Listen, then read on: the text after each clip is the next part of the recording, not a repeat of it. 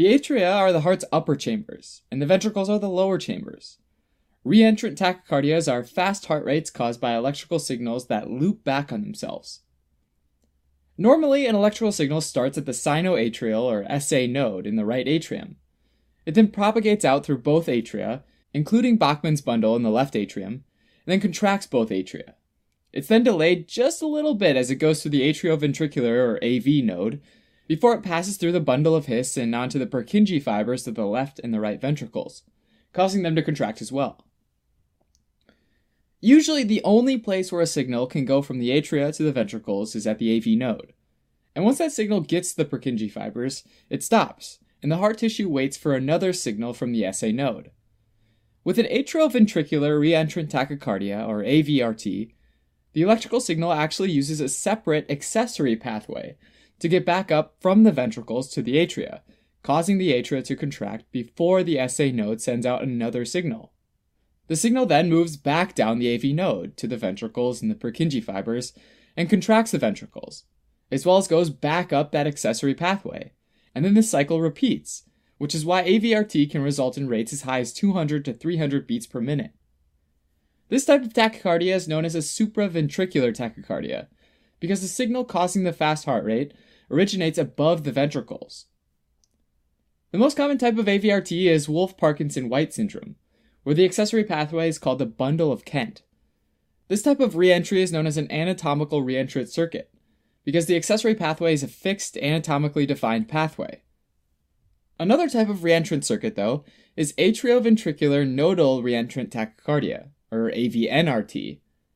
AVNRT, just like AVRT, is a type of supraventricular tachycardia, but with AVNRT, it's in or near the AV node, which, just like before, contracts the ventricle and the atria every time it goes around. Specifically, there are two separate electrical pathways that make up this loop, and one of these pathways has heart tissue that has slow electrical conduction, and is called the alpha pathway, and the other has fast conduction, and it's called the beta pathway. Not only that, though, the alpha pathway has a short refractory period, which is the time it takes to be able to conduct another signal. The beta pathway, on the other hand, has a long refractory period. Once you have all those things, you've got yourself a recipe for AVNRT. So now let's say a signal comes down from the SA node in the right atrium. The signal goes down the fast pathway and reaches the other end before the slow pathway, and then splits to travel down to the ventricles, as well as up the alpha pathway, where it meets the slow signal and they both cancel each other out. At this point, both go into their refractory period. Except the alpha pathway is shorter, right?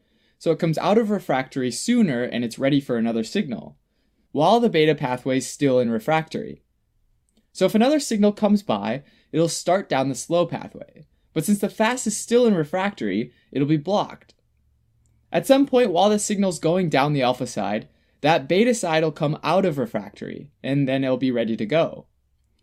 So now as that signal exits the alpha pathway to the ventricles and enters the refractory period, it also travels up the beta pathway, and by the time it reaches the alpha pathway again, that pathway's out of refractory.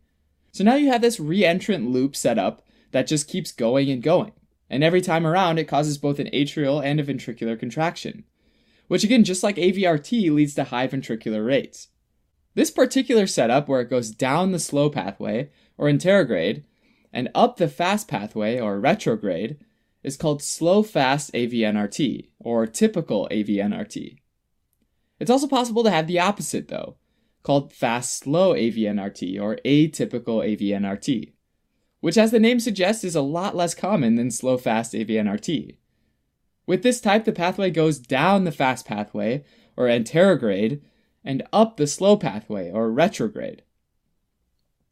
The tachycardia with AVRT and AVNRT typically doesn't last very long, and both are rarely life-threatening. They can, though, both produce symptoms like palpitations, shortness of breath, and feelings of dizziness, as well as syncope or fainting, in rare cases. With an ECG, the P wave is a signal from atrial contraction, and the QRS is the signal from ventricular contraction. On an ECG with AVNRT, the P wave might not be visible, since the signal's getting to the atria and the ventricles at almost the same time. So the P wave starts essentially where the QRS starts, and when you add them together, the P wave can get buried under the QRS complex. With AVRT, the P waves might or might not be buried, depending on where the accessory pathway is located. The definitive treatment for either AVRT or AVNRT is radiocatheter ablation, essentially destruction of the accessory pathway with AVRT and destruction of the slow or alpha pathway with AVNRT.